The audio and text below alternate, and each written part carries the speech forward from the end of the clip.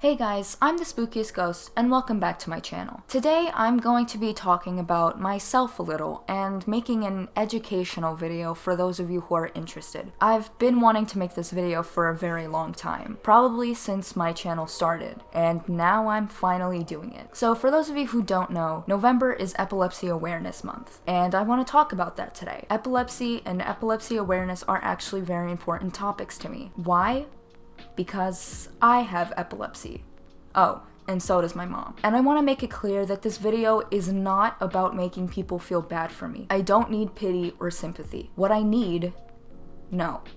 we need is for people to actually listen and try to understand what epilepsy is. Pity will not make my life or anybody else's life easier, but what will is for more people to understand what epilepsy is and how to deal with it. I've had experiences where people's unwillingness to learn has put me in uncomfortable and even dangerous situations, and I've met many people who didn't know what epilepsy was.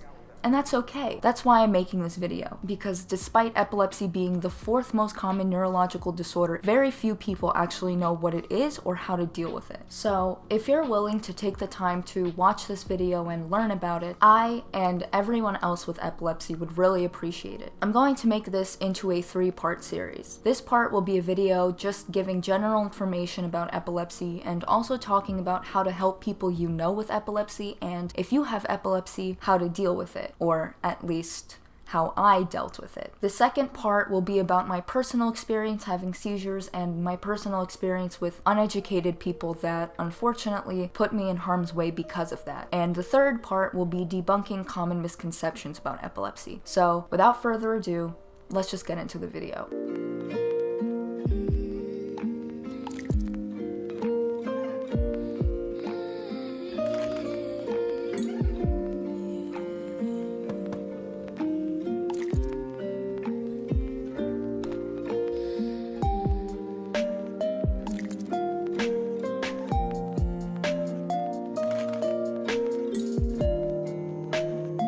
Before I can even begin talking about having epilepsy, I need to explain what it is first. Epilepsy is a chronic neurological disorder. It is defined as a neurological disorder marked by sudden recurrent episodes of sensory disturbance, loss of consciousness, or convulsions associated with abnormal electrical activity in the brain. In English, that means that I have seizures. In order to be diagnosed with epilepsy, you have to have had 2 unprovoked seizures with at least 24 hours between them. You may be thinking, what is an unprovoked seizure? Well, I'll explain. A provoked seizure is a seizure that is caused by a temporary medical issue. This includes low blood sugar, high fever, or alcohol withdrawals, amongst others. An unprovoked seizure is a seizure that is caused by brain injury, family tendencies, and sometimes doesn't have a cause that can be found at all. That is called idiopathic epilepsy, and happens to be the type of epilepsy I have.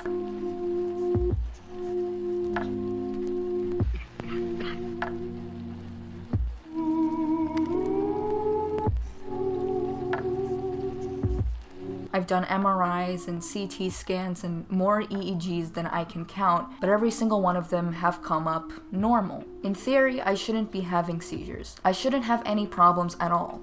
But I do. Seizures are caused by abnormal electrical activity in the brain. More specifically, seizures are caused by too much or too little activity in the brain, which leads to an imbalance between exciting and stopping activity. For anyone thinking, you don't have to explain what a seizure is, everyone already knows, you'd be surprised how many people actually don't. Anyway, here are some quick statistics about epilepsy. 1 in 26 people in the US will develop epilepsy at some point in their lifetime. 3.4 million people in the US have epilepsy, and 470,000 of those people are children. Globally, 65 million people have epilepsy. There are 150,000 new cases of epilepsy annually in the US. 6 out of 10 people have idiopathic epilepsy. Now, I want to mention something very important. I am extremely lucky. Why? Because while I do have epilepsy, it is controlled. I am lucky enough to have a combination of medications that keeps me from having seizures, and I have an amazing neurologist that really cares about both me and my mother. In fact, thanks to my medication, it's it's been over 2 years since my last episode. That being said, others are not so lucky. Between 4 to 10 people out of 1,000 are living with active seizures at any given time all across the globe, and a third of all epileptic people live with uncontrolled epilepsy because no available treatment works for them. I am lucky enough to have a combination of Keppra and Lamictal that keeps me from having seizures so I can function normally. In fact, I take another medication called Wellbutrin, and the most common side effect is seizures, and yet I've been taking that for almost 2 years and I've been fine. It's because of this that I'm lucky enough to be able to do things that some epileptic people can't do. For example, I was able to get a driver's permit, I can go outside by myself and not worry about having a seizure at any random moment, and I can see flashing lights and not have a seizure. For me, having epilepsy at this point has become somewhat more of an inconvenience rather than a huge issue in my life. But that's not how it is for other people. For others, epilepsy is something that controls their entire life. There are people who have multiple seizures a day and can't go to work or go out of fear that they might have a seizure and severely injure themselves. Many don't realize just how dangerous seizures can be. If you have a seizure in the wrong place at the wrong time, you could get severely injured or even killed. Epilepsy is insanely complicated, which is why I want to split this video into 3 parts.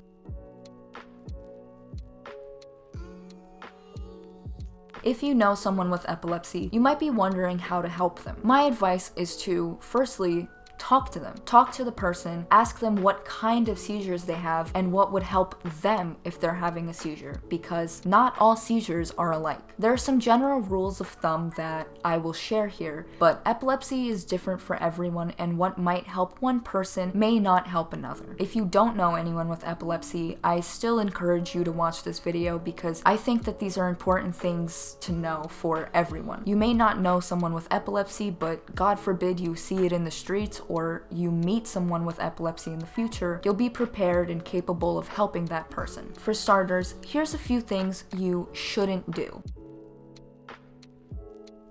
Despite what you may have heard, it is physically impossible to swallow your tongue. So, that being said, never force anything into a person's mouth when they're having a seizure. I've had people ask me about whether or not they should put a spoon on my tongue when I'm having a seizure or something along those lines, and the answer is no. Do not do that. The only thing you'll be doing by shoving something into the person's mouth is making it more likely that they'll chip a tooth, cut their gums, or even break their jaw. Do not restrain someone having a seizure. Do not hold them down in any way. Most seizures last anywhere from a few seconds to a few minutes, so holding them down will do nothing. Here is what you should do.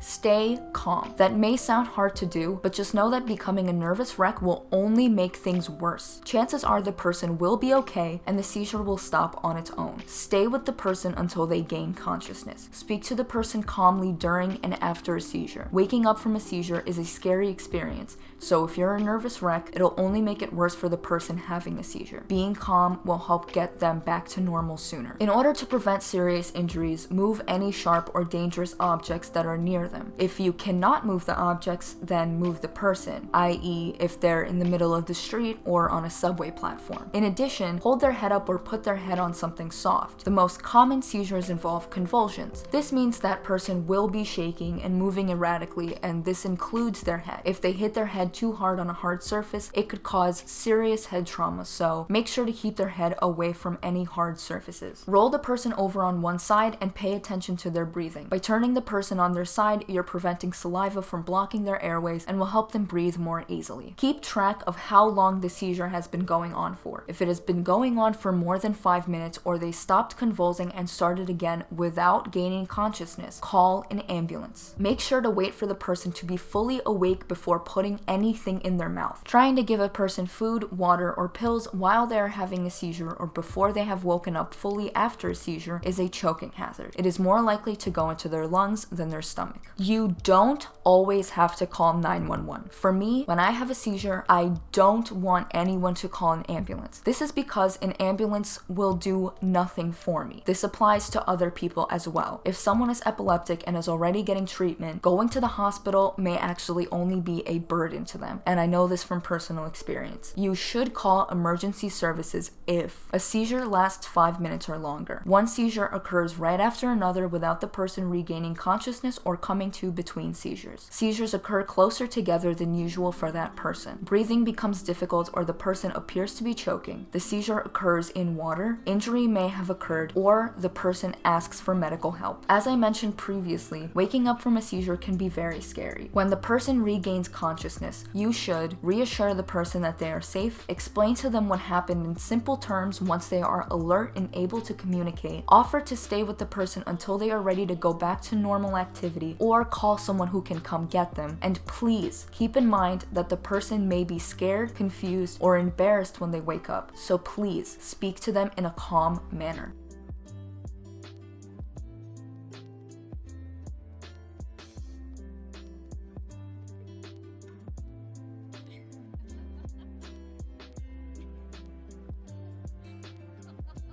If you have epilepsy, here are some tips I can give you from personal experience. Number 1, take your medications. When I was first diagnosed, I didn't take my medication the way I was supposed to because, for whatever reason, 12-year-old me thought that it wasn't that big of a deal. Newsflash, it is that big of a deal. Just because you didn't take your meds today and you were fine doesn't mean that tomorrow it won't happen. It's better to be safe than sorry. 2, get a medical ID bracelet or tag. I'll admit I don't have one right now, but I used to have one, and thank God I did. If you're out by yourself and you have a seizure, having a medical ID bracelet will tell whoever looks at it that you are epileptic, who to contact in case of emergency, what medication you take, or whatever else you may feel is important for someone to know. They range from $30 to $50 more or less, and they come in a variety of designs and colors. By the way, this is not sponsored. I am genuinely suggesting this because it is actually really good to have. 3, it is not uncommon for people with epilepsy to develop mental illnesses. If your diagnosis is causing you to be depressed, I advise that you see a therapist and/or psychiatrist. They will help you learn how to deal with having this condition, or any chronic illness for that matter. Knowing that you have an incurable illness that you'll probably have for the rest of your life is a lot to handle, but you just have to accept that